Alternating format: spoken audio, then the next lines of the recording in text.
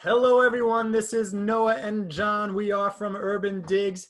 It is amazing to be back here, Johnny. It's good to have you back, man. Let's jump right into it because it's just go time. Is there stuff going on? Did I miss anything? No, not much. We were all just sitting at home wearing masks. Wearing masks. Okay, yeah, I know. I've been reading about that, but it's amazing to get back. Thank you for covering for me, Johnny. You did an amazing job. Thanks, and man. let's get right to it, like you said. So we're doing a weekly market update here. We're looking at supply. It came in at 72.28. I think the last time when I looked at this was in the low sixes or something. So this was 3-4 weeks ago. So I guess it's been popping, you know. Yep. And I guess the shutdown came down and we're open and the listings came on. And this is exactly what we were talking about, that we're going to have a big surge, that big recovery in new listings. And, you know, it popped to 7,600 last year.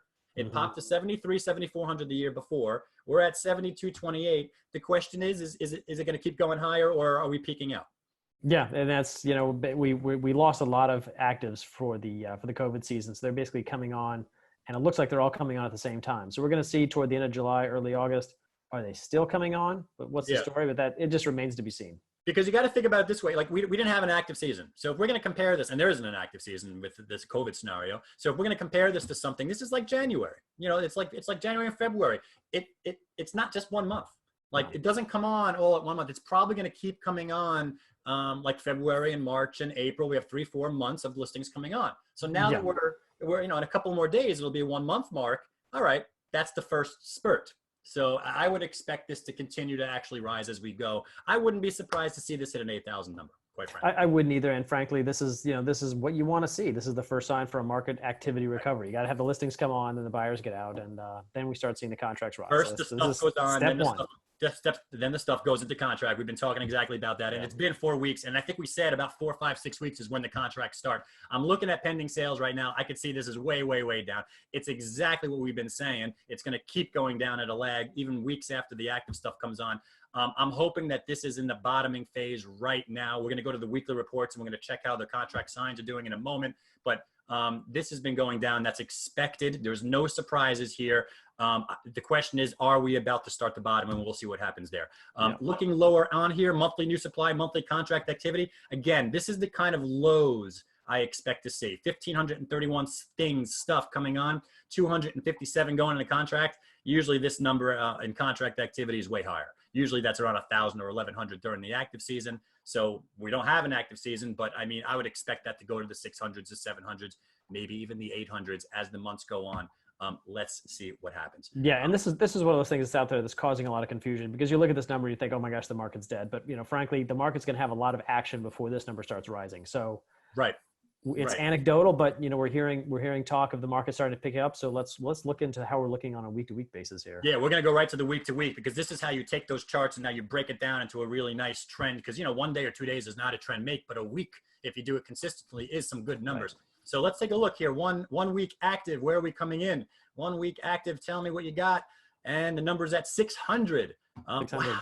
God, I mean, how long was I gone for? That's a big number. Just in general speaking, that's a big number. I think last week was 500 something. So you know, they're coming on.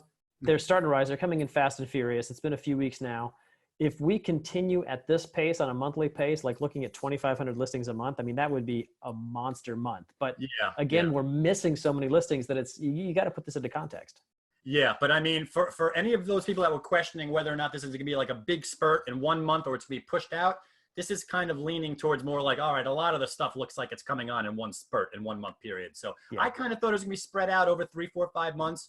I could be wrong. You know, I'm entitled to be wrong every once in a while. The thing is, we recognize it, we say it, we correct it. You know, data is ever flowing, but this is a big number. So let's see what happens. I'm curious if it's going to go down from here. So I guess July is going to have a big print in terms of new monthly active. So we'll see how that goes. I think you're right. All right, contract signed 1 week, Johnny. Where are you? The drum roll is 155. 155. That's what this was in the 60s when I left.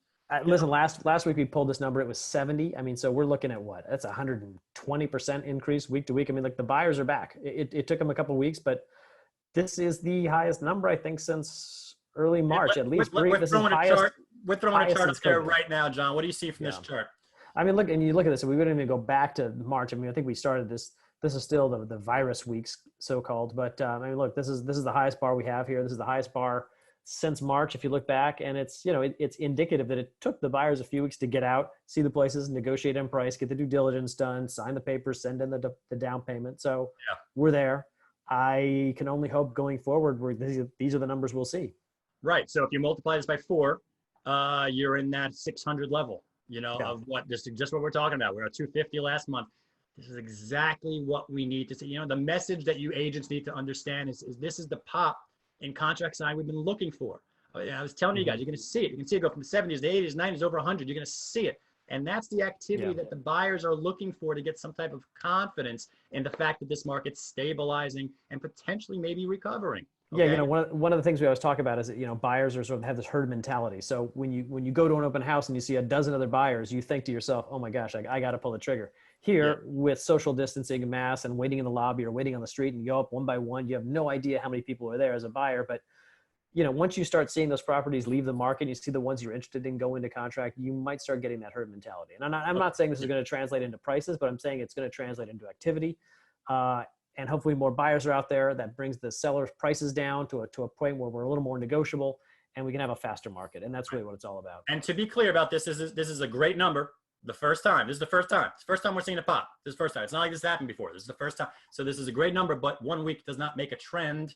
So we just need to see some continuity on this as the future weeks come on. So we'll take a look at this. I'm going to skip off market. I don't even want to look at off market. You know why? Because I think close is way more important. Acris is filing. However, if you think about it, you know, when we didn't have this shutdown, Acris is filing. You can go and do a 1 week look and you'll see some files coming in. The files that Acris is filing is really, because of the delays, that's the stuff that was older, right? Yeah. So I look here at a 1 month mark. I'm looking at 420 closed deals. I mean, take a look at this one, Johnny. This is the most recent one we got, down 40%. I looked at this just before, just to check. This was a June contract signed. So this is a pure COVID trade. And this is, you know, this is what I want people to know. Like the COVID shutdown, which it's not in effect right now. So you're seeing deals from COVID come in. You're going to see more and more coming in now. It's just starting. They're getting caught up with the older stuff, and it's going to keep going into the COVID trades, into April, into May, into June. This is obviously a June one, right? And you can't, buyers looking at this can't confuse this with today's market, because that was a government ordered shutdown. It was a different scenario. Fear levels were much higher. It was just a different dynamic at play. And if you think about a bid and an ask and a spread and sellers hitting it, again, you have to have that confluence effect. Now, and we were saying the whole thing, that sellers are not hitting that bid. There's only some sellers hitting that bid. It's not like a mass exodus at all. That's right. You know, usually we talk about the market being driven by buyers. This market's really driven by sellers. And if the seller has to hit the bid, they're going to hit a down bid because the buyers were just not out there. But as the buyers come back, we expect these panic trades, which we kind of think this is, these panic trades to sort of wean themselves away. And this listing discount of 40% is not the normal sign. So, you know, don't get into your heads, you know, buyers out there, don't get into your heads that everything's going for half off. It's simply not the case. Exactly. That's the point. You know, Noah, I did a really interesting chart. I'm going to throw it up here now.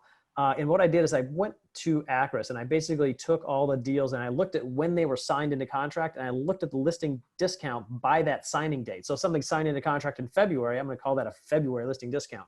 So you can see it here now, and I'm looking at it right now, as you can see here. Look at these spikes for June and July. These are where are they at? Give me some numbers. These are post-COVID trades, and the listing discount for those months is both over 15%. But you know, look at that red line. That red line is the number of sales, and that means it's a super, super small sample size. So what does it tell you? Well, in order to have a deal that's already signed, closed, and processed by Acris here in July 17th for a July deal, most likely it was cash. Most likely it was a quick turnaround deal, and most likely it was more on the panic side. But if you look at the April and May deals, so these are also COVID deals signed during the COVID period, they're coming in around 10%. There's a slightly higher sample size on that. I think that's a little bit more representative of the market. But you know, the truth is we're somewhere between the 10 and 15% on the listing discount side, and that's, you know, looking at original asking price, not the last asking price. Right. And I just did a 1 month here, and I did listing discount, and I see 8.1%. This is in the last 30 days out of 420 trades that closed in the last 30 days. 8.1%. That doesn't tell you when they were signed into contract, right? They could have been signed to contract pre-COVID. We don't know that, but this is the sales in those months. So I know you were doing the contract signed. I mean, you were doing that, but this is 8.1%. So that kind of jives with the market, maybe down 8-10%. You're going to see those outliers. Yep. You're gonna see those outliers. The buyers need to understand that again, that was fewer and far between, and that was really during the shutdown, and it's not representative of the market. And it's even not, but and I think the agent takeaway here is, your job is going to be harder because you're going to be fielding a lot of lowball offers on the sell side, and on the buy side, you're probably going to be making a lot of lowball offers. And what this is telling me is like, don't ignore them so fast. You've got a huge gap to bridge. So, try to work them up every last penny, try to bring them down every last penny on the buy side. So there's a big disconnect between bid and ask right now. So that's the job. Bridge that gap. That's the way to do it. Listen, everyone, I hope you guys enjoyed this update. It's amazing to be back, and I hope to do many more of these coming out. I'm getting my energy back, and you can see I love doing this, and I miss you guys. So this is Noah and John. I wish you guys a very good weekend. We're from UrbanDigs, and this is your weekly market update, and we'll catch you next Friday. Bye-bye.